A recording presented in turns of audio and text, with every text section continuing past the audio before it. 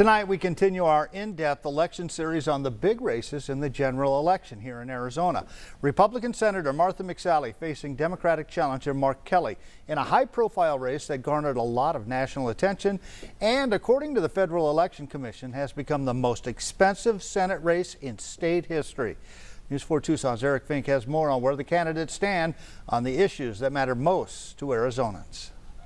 Senator Martha McSally facing voters for the second time in as many election cycles, hoping to keep her job.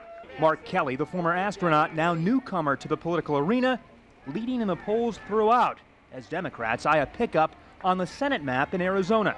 Healthcare has been the central focus in this race, and that's where we began our conversation. We've got to make sure we protect those protections that we have for Arizonans who have a pre-existing condition, where they can get health care coverage. The reason we have those protections is because of the Affordable Care Act, so we don't want to see that go away. I've spoken to so many folks across the state that it would be devastating for them. You know, Senator McSally has voted 4 times to eliminate or undermine those protections.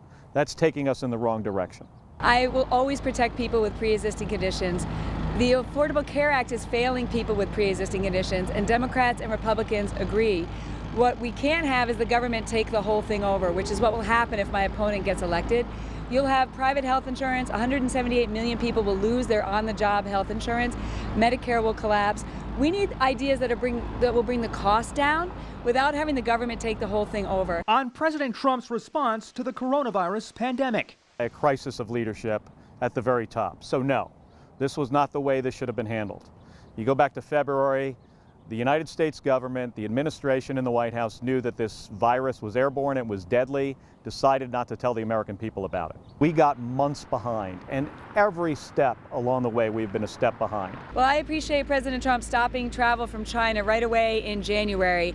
For my part, I sprung into action for Arizonans to craft and pass the CARES Act to get the stimulus checks out, the extended unemployment, the PPP program that saved 85,000 businesses in Arizona and 1 million jobs. In their closing argument, both candidates highlighting the importance of Arizona as a campaign that's been in the national spotlight now nears the end. If I'm fortunate enough to be elected to the United States Senate and get to work on these tough issues, I'm going there to work for Arizona, not to work for any political party or any big corporation. Arizona is ground zero to decide the Senate majority. The American dream here is at stake in the direction that our country goes in. Now, this race is a special election to decide who will fill the remainder of the late Senator John McCain's term through 2022. The winner will have to run again just 2 years from now to try and win a full 6-year term. We've got you covered from the Northwest side. I'm Eric Fink, News 4 Tucson.